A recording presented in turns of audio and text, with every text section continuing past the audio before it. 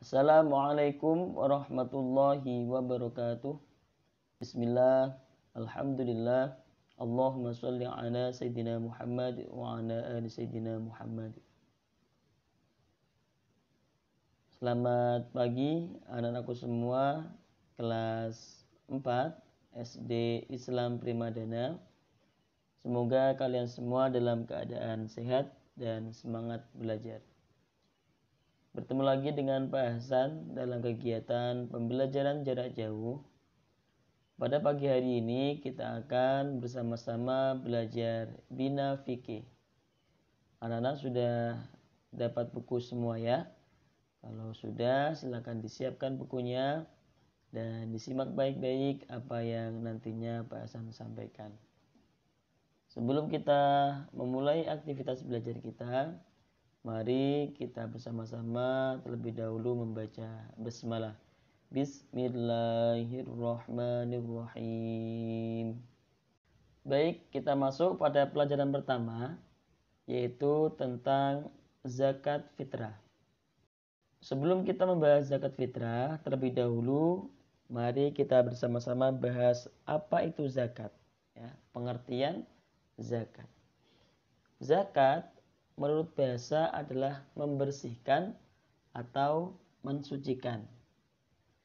Ya, jadi zakat itu adalah membersihkan atau mensucikan. Zakat adalah rukun Islam yang ketiga.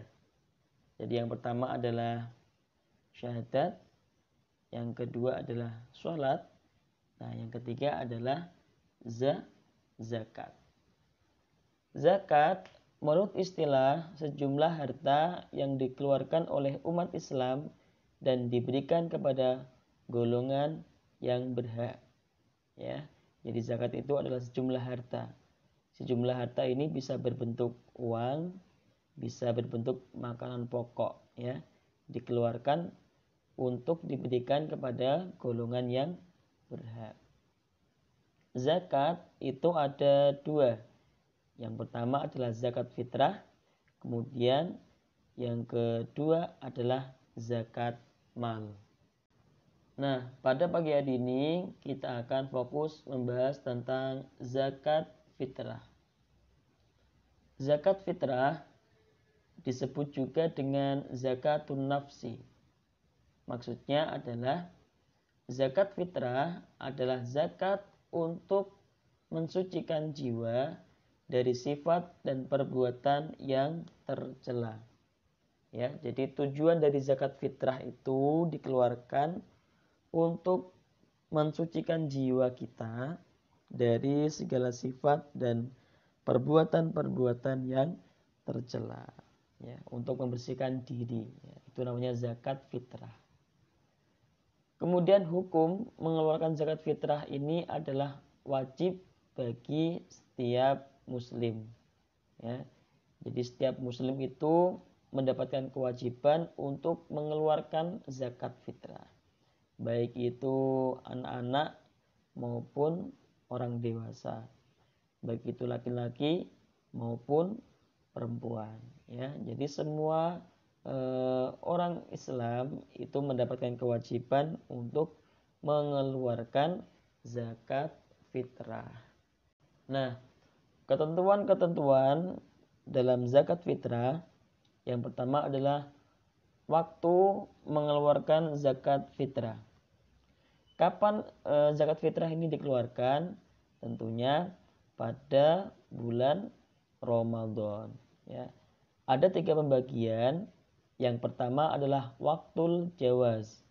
Waktul jawaz ini adalah waktu yang dilonggarkan, ya, dibolehkan, yaitu dimulai pada awal bulan Ramadan sampai hari penghabisan bulan Ramadan. Ya, jadi ketika sudah masuk bulan Ramadan itu anak-anak sudah bisa untuk mengeluarkan zakat fitrah.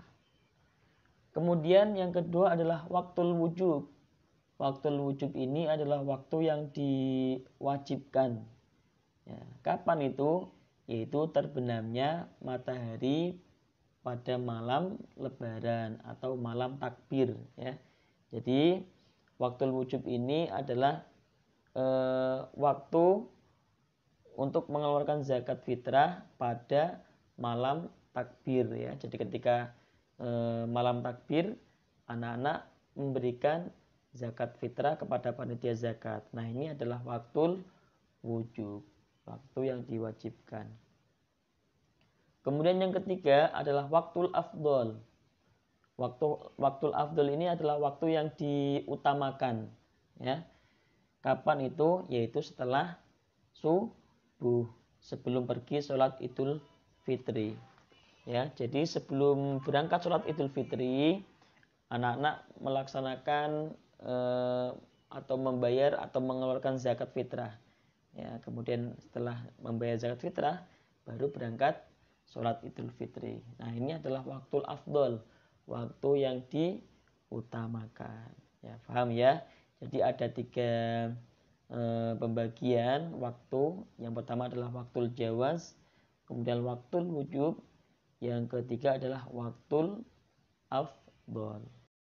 Kemudian yang kedua adalah tentang besarnya zakat fitrah yang kita keluarkan. Zakat fitrah yang wajib dikeluarkan adalah 1 sok.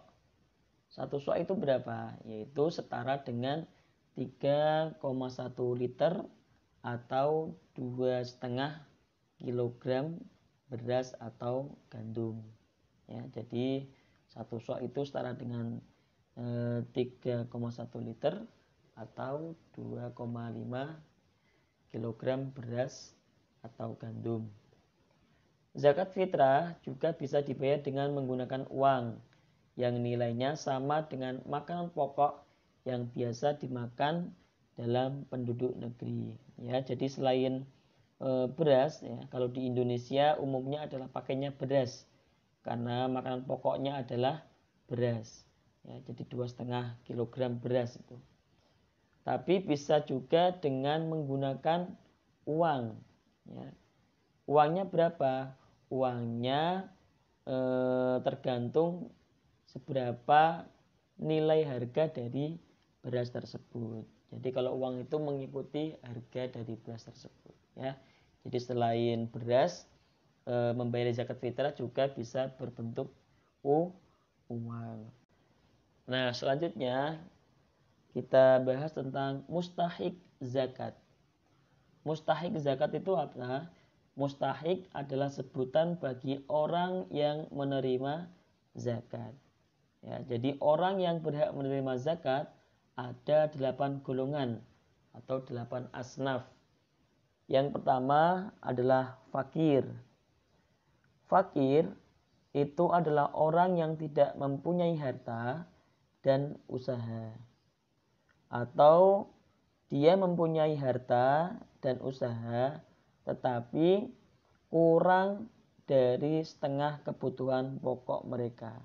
Ya, jadi orang fakir itu adalah orang yang tidak punya, orang yang tidak punya harta maupun usaha. Andai pun dia punya usaha ataupun harta, usahanya itu kurang dari setengah kebutuhan pokok. Jadi intinya tidak mampu untuk mencukupi kebutuhan kehidupan sehari-hari. Itu adalah fakir. Kemudian yang kedua adalah miskin.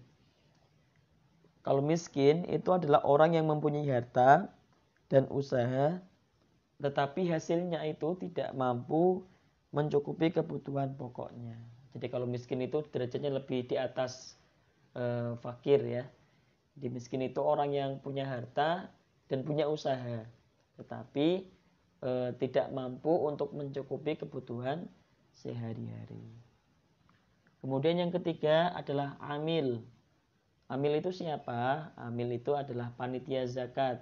Ya, jadi yang mengambil, menerima, kemudian mengumpulkan serta membagikan zakat.